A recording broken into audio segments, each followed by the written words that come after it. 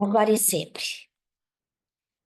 Nós somos o Chico Xavier, aqui em Portland, e hoje nós teremos a nossa palestra de Emmanuel, seguida com passe.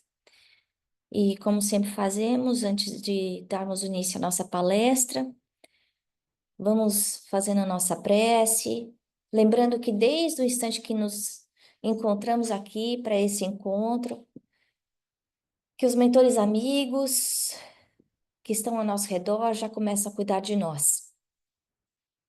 Vamos elevando o nosso pensamento a Jesus, nosso Mestre, a Deus, nosso Pai, pedindo que nos guarde, nos guie, que nos inspire e nos ajude a receber tudo aquilo que necessitamos para o nosso equilíbrio físico e espiritual. Senhor, socorre a cada um de nós, que somos almas ainda tão feridas pelos erros de passado. Ampara-nos nas nossas deficiências e limitações. Ajuda-nos a ver, ajuda-nos a ouvir a tua palavra. E que essa palavra encha os nossos corações, os nossos peitos e transforme aquela semente ainda pequena de desejo de renovar-nos, para que nós consigamos trabalhar no homem novo que ainda existe, ainda muito pequeno dentro de nós.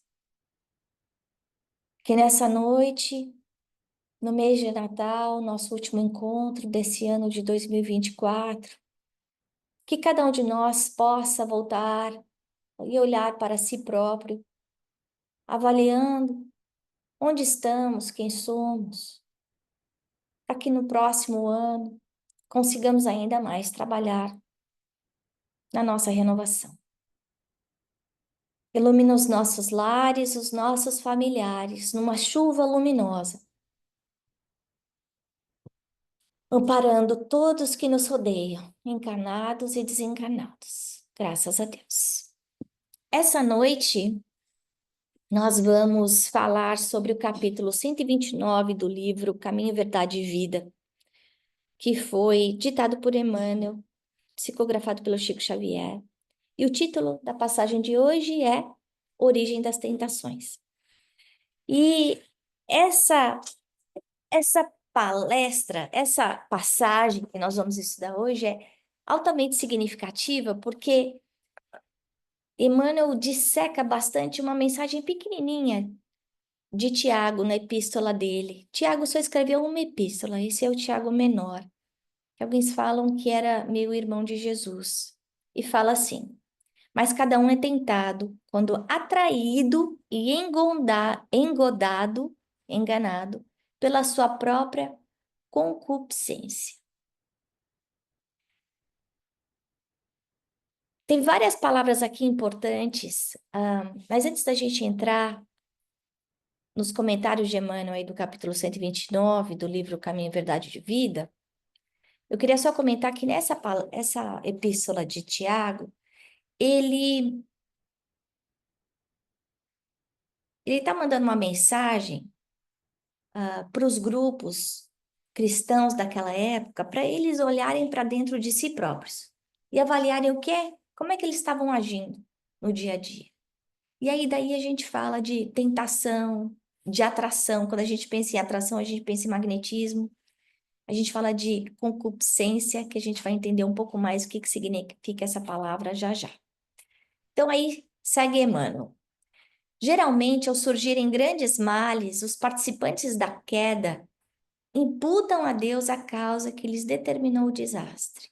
Então, acontece alguma dificuldade, algum desafio, alguma desgraça na minha vida e eu falo, ó, Deus quis que eu passasse por isso.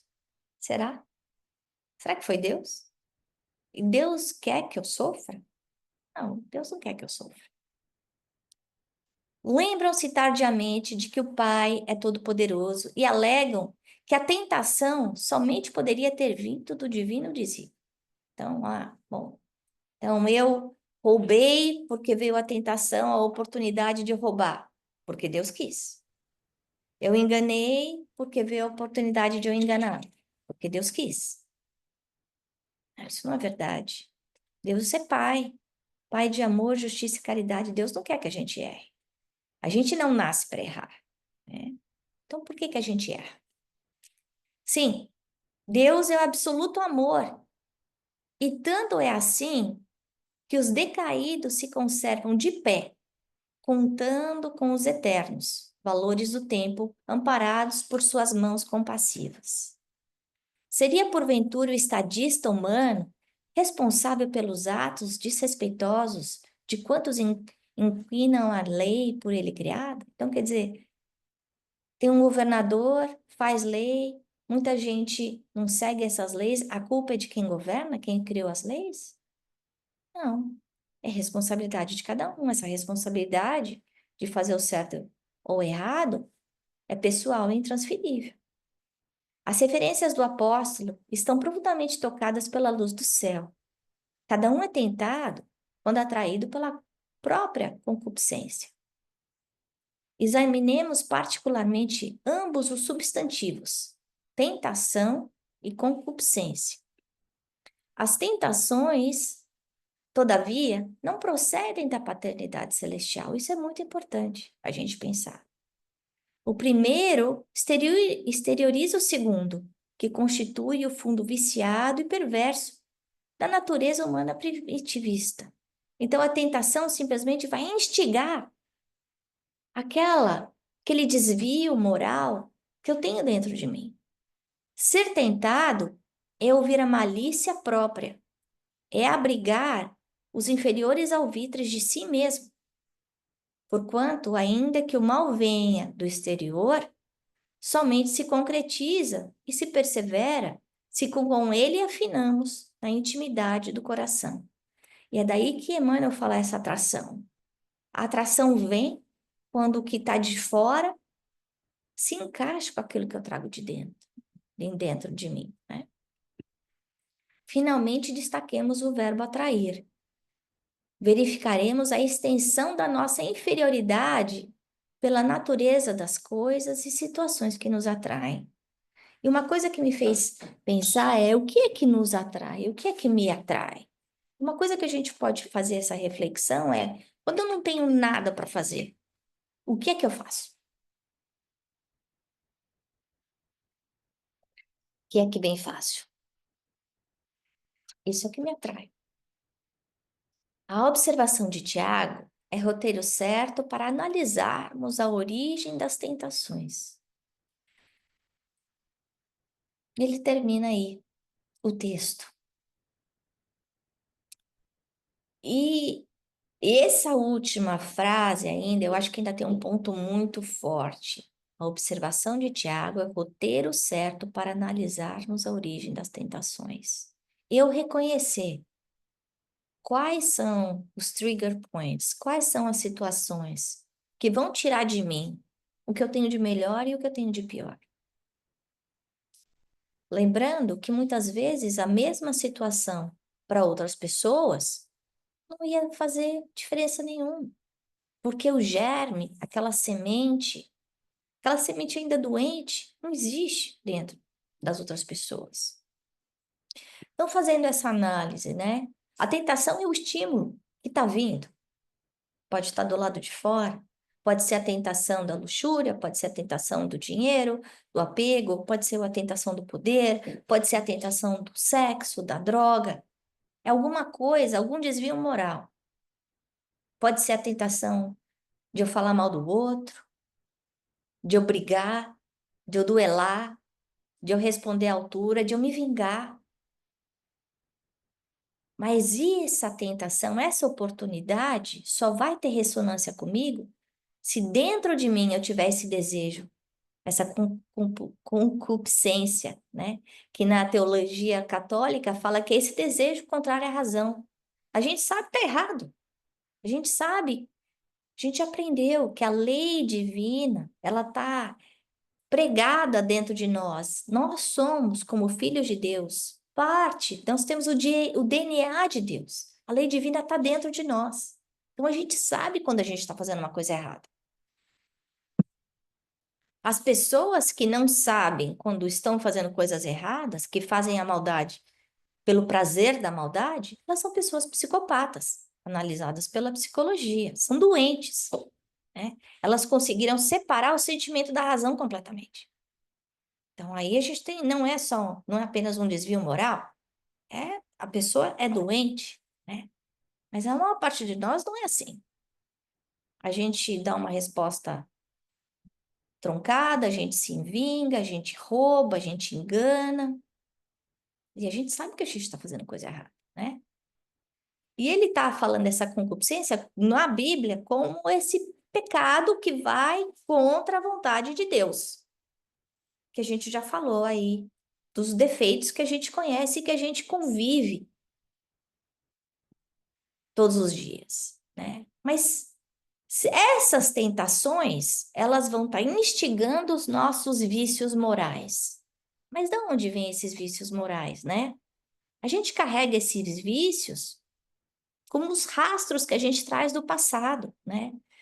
Quando a gente faz uma análise sistêmica da quem a gente sabe que nós estamos ligados aos nossos ancestrais.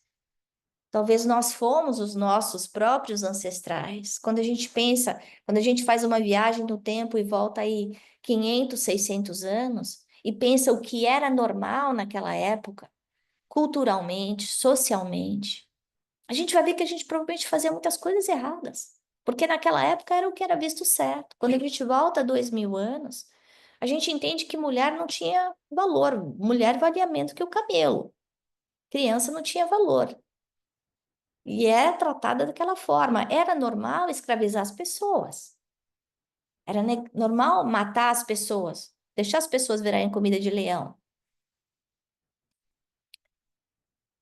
Naquela época, dentro dessa situação cultural, isso era tratado como normal, normalidade.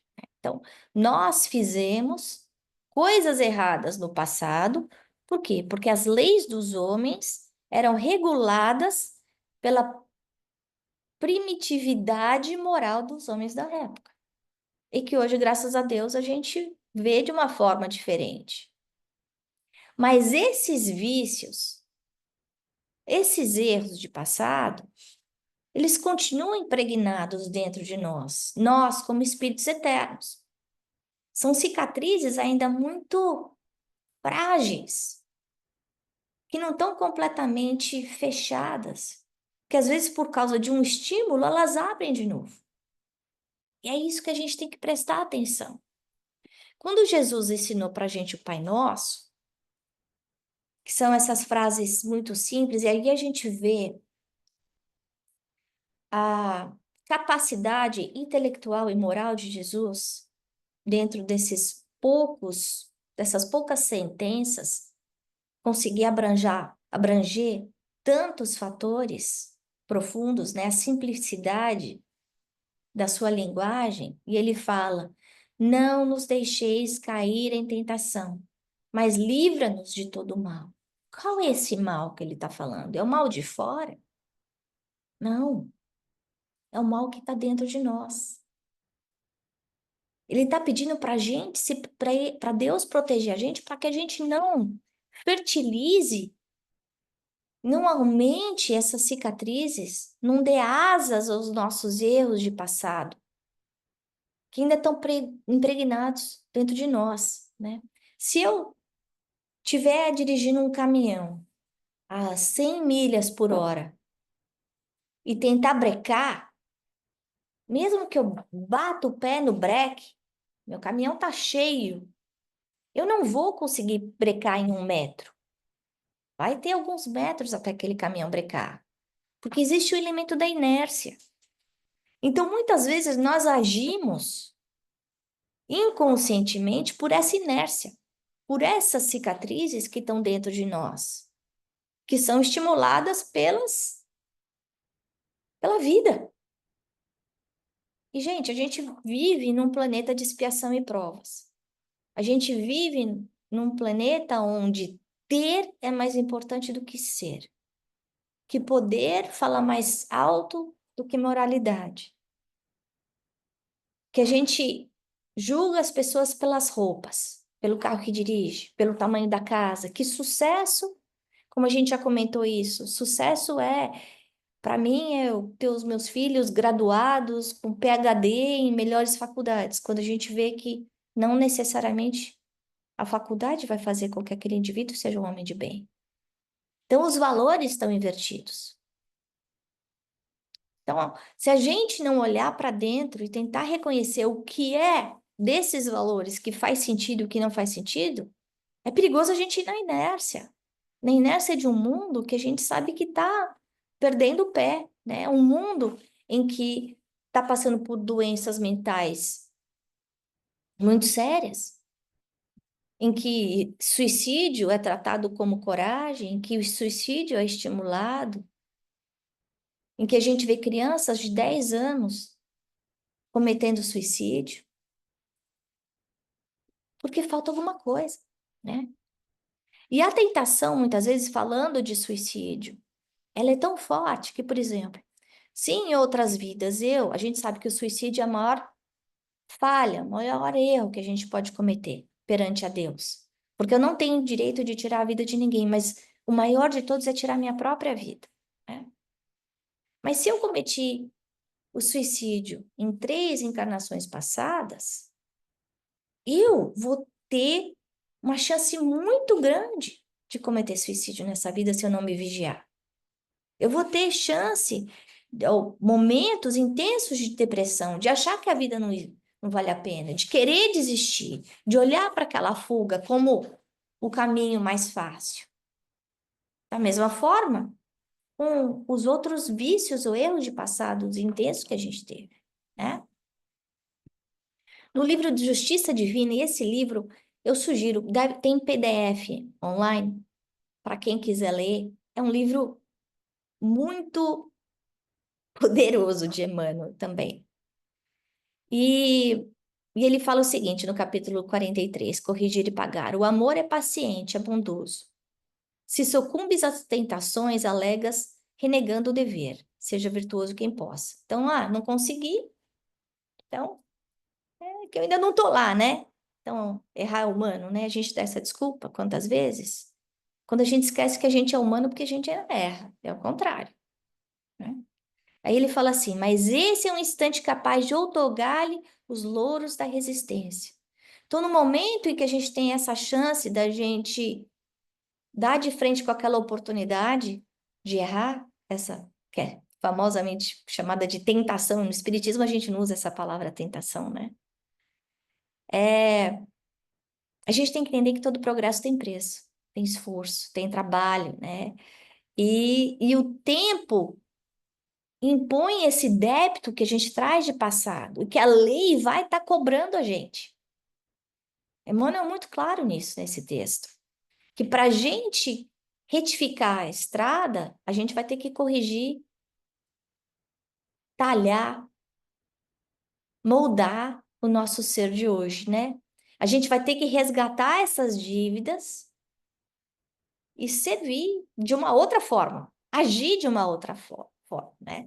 Toda tarefa que a gente adia, se eu cair de novo, fala assim, putz, eu errei de novo, eu errei de novo, eu errei de novo diante do mal, isso vai ser o juro de amanhã, né? Uma vez quando eu morava na Califórnia, antes de encontrar um lugar espírita, um centro espírita, eu ia numa igreja, era episcopal, e o pastor de lá era maravilhoso. E ele faz uma analogia de que a gente consegue contar as sementes dentro de uma maçã, mas a gente não consegue contar o número de maçãs dentro de uma semente. Eu vou repetir. A gente conta o número de sementes dentro de uma maçã, mas a gente não consegue contar o número de maçãs dentro de uma semente. E eu acho que é isso que a gente tem que entender, que um ato que a gente faz hoje pode ter um juro muito maior do que a gente imagina, porque a gente não sabe qual vai ser o efeito ricochete que isso vai ter. Então eu faço mal para a Célia, de alguma forma, isso pode impactar a vida com o marido dela, com os filhos dela, com o cachorro dela, com os pais dela. Eu feri uma pessoa diretamente, mas eu impactei 5, 6, 7. E aí, qual vai ser meu juro de mora nisso tudo, né? No livro Céu e Inferno, No capítulo 3, 87, ele fala assim sobre o céu: o progresso dos espíritos é o fruto do próprio trabalho, mas como são livres, trabalham no seu adiantamento com maior ou menor atividade, com mais ou menos negligência, segundo a sua vontade, acelerando ou retardando o progresso e, por conseguinte, a própria felicidade. A gente se preocupa tanto em fazer as coisas direito no trabalho pago do lado de fora, né? Quantos finais de semana, quantas noites a gente passa trabalhando, né? E a gente deixa de prestar atenção na família, nos filhos, no cachorro. Estava tendo essa conversa um pouco antes com uma pessoa do centro, né? Que é difícil colocar esse boundary, né? Até onde eu paro de trabalhar. Mas e o nosso progresso pessoal? Nosso progresso de segurar a língua de escorpião? E o nosso progresso de sair da nossa zona de conforto, na quinta-feira, quando tá frio, eu podia estar embaixo do cobertor de flor jantando com os meus filhos, ou num domingo de manhã, quando tá frio, chovendo, e o melhor lugar do mundo é embaixo do meu cobertor. Eu preciso ter uma força maior para me movimentar, para sair. Ou como a gente estava conversando, de começar a dar palestra. Isso significa uma responsabilidade que eu vou ter que estudar 5 vezes mais do que eu tinha estudado. Vou ter que aprender, eu vou ter que me preparar. E aí a gente vê, aí ele continua, enquanto alguns avançam rapidamente, entorpecem-se outros quais poltrões nas fileiras inferiores. A gente vê um Divaldo, a gente vê um Chico, a gente vê uma Maria Teresa Calcutá, alguns exemplos assim muito fortes, né, que mudam a trajetória no mundo, e quantos outros invisíveis, sem nome, que agem aí melhorando a vida de tantos e que a gente não conhece, né? Mas como é que eles fazem isso? Porque eles estão trabalhando para se modificar, trabalhando e deixando de fazer o que é bom só para mim, para fazer o bom para os outros também, né? São eles, pois, os próprios autores da sua situação. Isso é tão importante, porque por mais que eu ame os meus filhos, por mais que minha mãe me ame, a minha evolução só depende de mim, ela não consegue fazer o que depende de mim. Mesmo o meu anjo da guarda, que é responsável pelo meu sucesso dentro dessa encarnação, ele vai respeitar o meu livre-arbítrio, né? Então, a situação que eu estou, feliz ou infeliz, vai ser reflexo das escolhas que eu fiz antes. Então, se eu quero paz no lar, eu vou ter que criar paz no lar. Não, mas como eu vou conseguir ter paz no lar se meu marido ou minha esposa me irrita o tempo inteiro? Então, eu tenho que lembrar, eu estava assistindo uma aula de Ayurveda essa semana com o professor Vassan Lad, que é um dos maiores que existem. Aí, talvez o maior, né? E, e ele fala, uma aluna fez essa pergunta para ele, né? Tem inclusive um filme sobre ele que chama Um Médico da Índia. Faz para ele como é que eu vou conseguir ter paciência com meu marido se ele me irrita tanto? E ele pega na aula de Ayurveda, né? Lembrando que a Ayurveda, assim como o Espiritismo, ela tem aspecto tríplice: filosofia, ciência e religião. Mesma coisa. Mas fala ciência do corpo, né?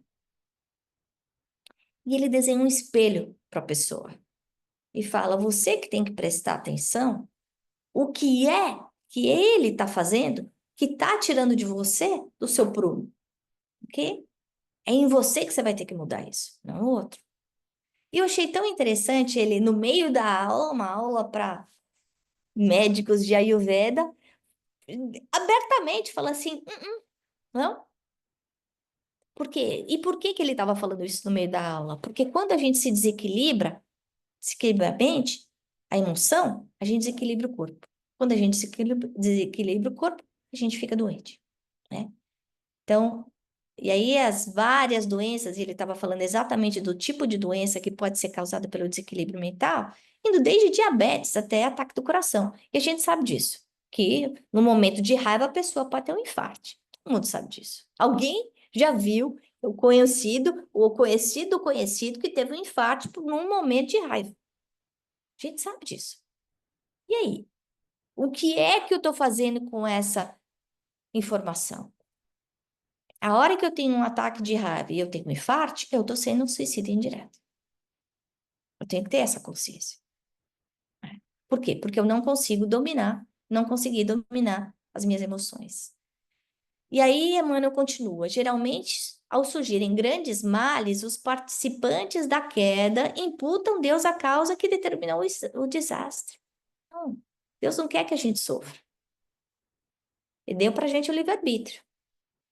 A gente tem um livre-arbítrio relativo, não como o de Deus.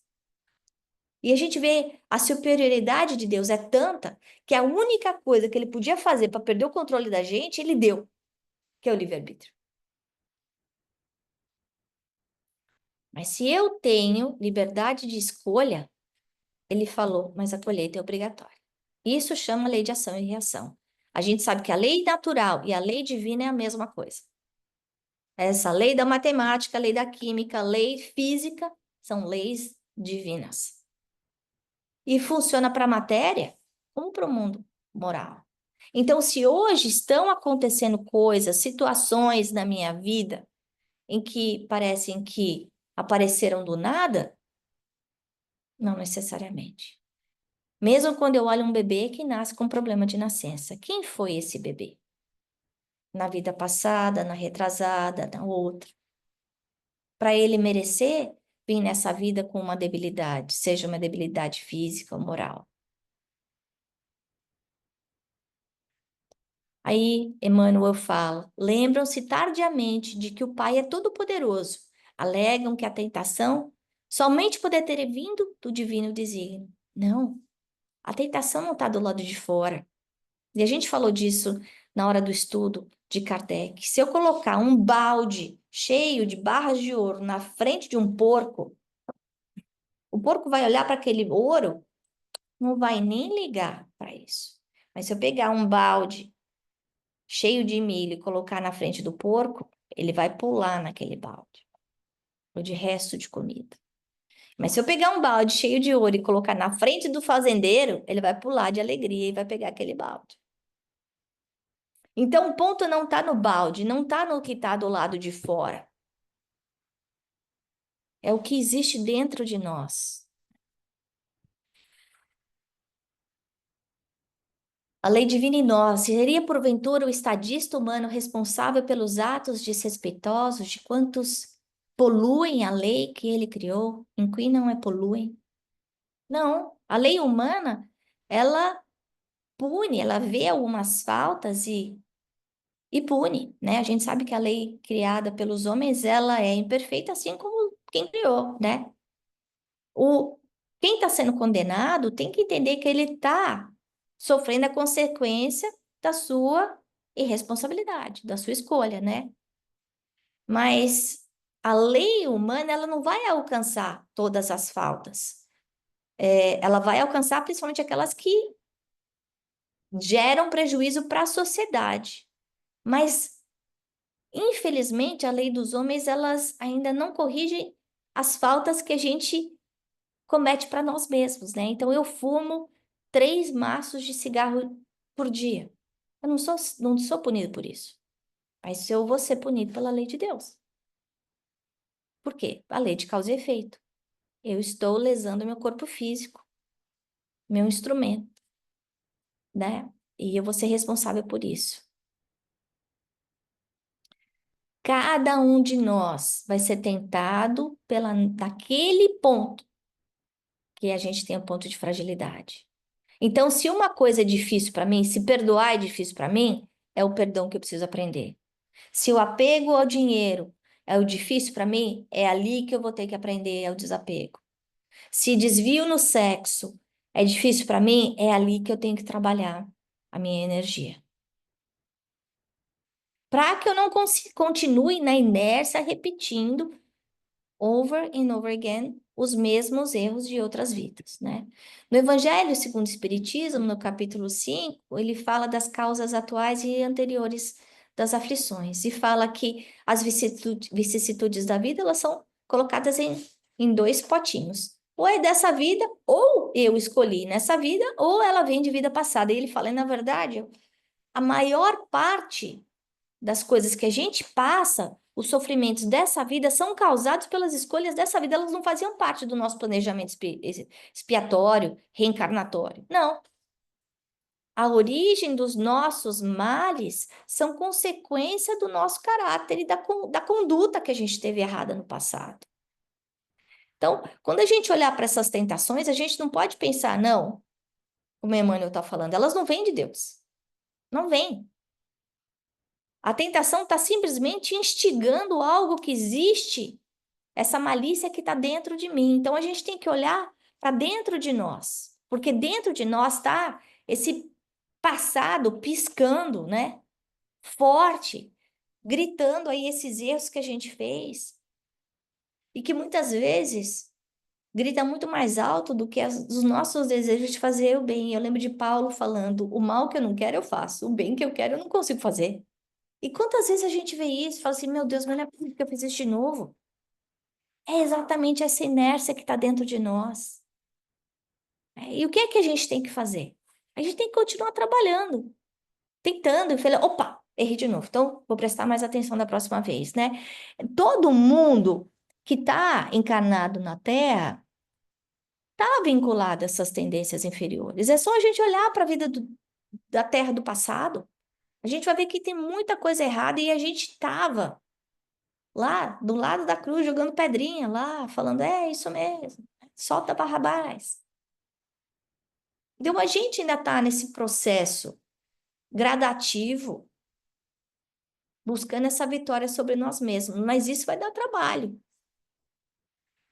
E aí, finalmente, Emmanuel fala sobre o verbo atrair, né, que Tiago menciona no texto dele. E aí ele fala: verificaremos a extensão da nossa inferioridade pela natureza das coisas e situações que nos atraem. No livro Nos Domínios da Mediunidade, a gente aprende que a lei da gravidade, ela não funciona só para o aspecto físico, ela funciona para o aspecto mental também, da sintonia. A lei de sintonia nada mais é do que esse magnetismo da lei da gravidade, essa atração. Então, quando tem situações que se repetem na nossa vida, eu tenho que pensar qual é a razão disso, o que é que está gerando isso. No livro Ação e Reação, acho que é no capítulo 8, Silas, que é o mentor que está acompanhando André Luiz, conversa com um obsessor. Ele está obsediando essa casa, basicamente é um homem que é super avaro, ele é filho, o pai dele tinha matado os dois irmãos para ficar com a herança, o cara era super apegado, a casa dele, nossa, a descrição que o André faz não dava nem para virar filme de terror, de tão horrorosa que é. E aí, Silas, mentor, evoluidíssimo, vai lá conversar com o obsessor e perguntar, mas conta, como é? O que que vocês estão fazendo aqui, né? Sem brigar. Na verdade, ele apaga a própria luz para pro obsessor não ficar bravo com ele, né? Como é que você sabe como é que você vai estar atingindo essa pessoa? Ele falou assim, porque cada um de nós traz um desejo central. Desejo central. O que que é desejo central? É aquela coisa que a gente traz dentro da gente que é importante para nós. E o que é? Qual é aquele pensamento que vem ciclicamente forte? Aquela intenção. Quando a gente fecha o olho e fala assim, não, mas era isso que eu queria, era isso que eu quero, é isso que é importante. E é através do desejo central que a escola dos obsessores trabalha. E aí ele dá uma aula sobre obsessão, mostrando que os obsessores, eles sabem muito bem como lidar com o meu desejo central. Então, o meu desejo central pode ser a ambição. Então, o meu desvio de caráter vai ser através da ambição. O meu desejo central pode ser a sexualidade. Então, eles vão apelar para colocar ao meu lado um monte de oportunidades para eu ter desvio no sexo, ser infiel. E assim vai. Então, a gente tem que entender que nós, enquanto não curarmos essas feridas, essas cicatrizes, renovarmos o nosso pensamento, a gente vai estar aí à mercê dessa gravitação, dessa atração. Lembrando que essa atração não é só da situação, mas a gente tem um monte de testemunhas invisíveis, como fala Paulo, que nos seguem. E dependendo da forma como a gente age, a gente vai ter a qualidade dessas testemunhas que estão junto com a gente, né? No capítulo 26, para a gente encerrar do Justiça Divina, Emmanuel nos fala que não há evolução sem resgate, sem ação. Não há evolução nem resgate sem ação. Ele está colocando a responsabilidade no nosso colo. Você quer progredir, você vai ter que trabalhar. Evolução é suor indispensável. Resgate é suor necessário com o pranto da consciência.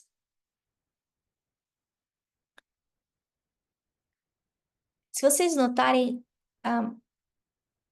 Emmanuel usa muito o verbo, né? Isso porque o progredir, esse avançar, o crescer, ele está sempre ligado com algum tipo de ação, de movimento. E a vida vai estar trazendo para a gente oportunidade de crescimento todo um instante. E a gente tem essa opção de qual é a direção, o que é que eu vou fazer? Né? Eu tenho a salada na minha frente, com brócolis, e eu tenho aquele macarrão maravilhoso. O que é que eu vou comer? O que é que eu vou colocar dentro de mim? Né?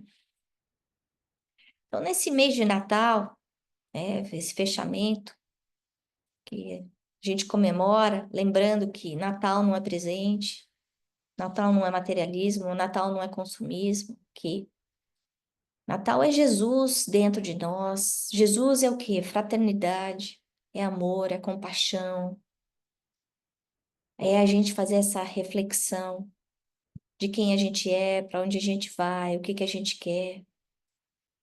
Lembrar que Jesus está o tempo inteiro olhando por nós, ele é o governador planetário, ele fez e faz tudo que ele pode para nos ajudar.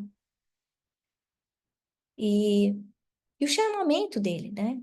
Vinde a mim todos vós que sofreis, e eu vos aliviarei. Vinde a mim, porque meu fardo é leve. E a gente só precisa desse movimento da ação,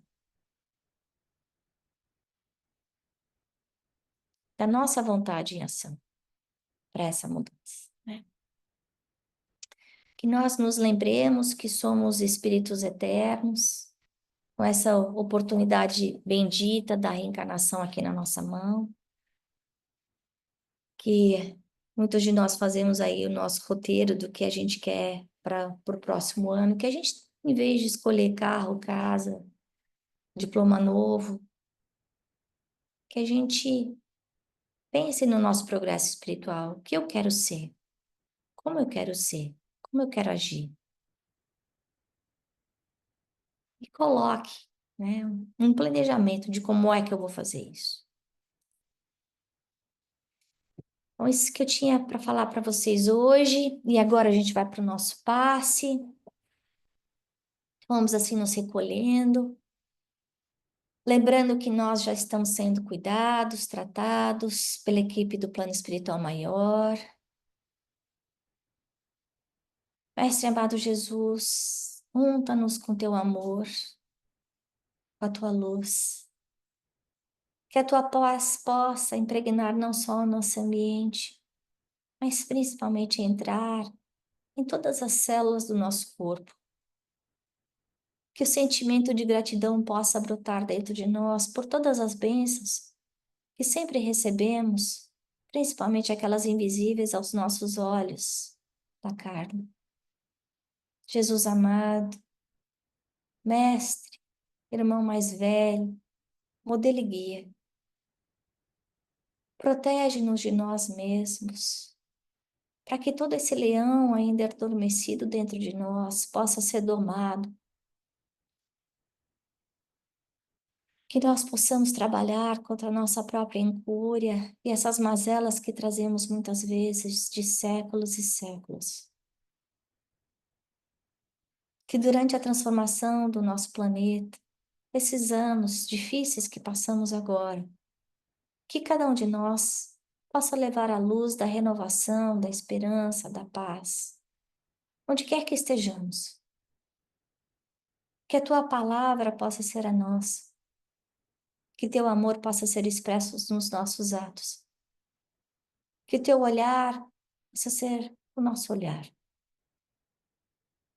que nós possamos trazer o nosso olhar de compaixão, de perdão, de amor e caridade a todos aqueles que convivem conosco. Senhor, perdoa as nossas dívidas, ampara-nos à frente de todo o mal, segura nossa mão, para que nós saibamos lutar contra as nossas más tendências no nosso dia a dia. Que saibamos aproveitar essa oportunidade bendita de renovação que nos é dada. Envolve a todos os espíritos que estão ao nosso redor, necessitando de amparo, de renovação, de esclarecimento. Que assim como nós possam receber aquele passe espiritual completo, equilibrando seus centros de força e amparando nas suas dificuldades. Envolve a nossa casa, o nosso bairro, a nossa cidade, o nosso país, envolve o nosso planeta, Mestre amado. Cura a mazela dos homens, pacifica seus pensamentos e seus corações. Que em cada lar haja paz, não apenas a luz da lâmpada, mas a luz da confraternização, da humanização, do amor ao próximo. Que nesses dias que se seguem, que nós saibamos colocar no nosso roteiro os teus ensinamentos, no nosso dia a dia, dentro e fora dos nossos lares. E assim nós te agradecemos por todas as bênçãos que recebemos durante esse ano, pela bênção dessa casa, que nos acolhe, que nos protege, que nos inspira, pedindo que cuide de todos os seus voluntários, de todos os seus assistidos, para aqueles que não puderam estar aqui conosco hoje. Que nós possamos estar juntos, Senhor, se Deus quiser, em 2025. Graças a Deus. Boa noite, que Jesus nos ampare e nos sustente hoje e sempre.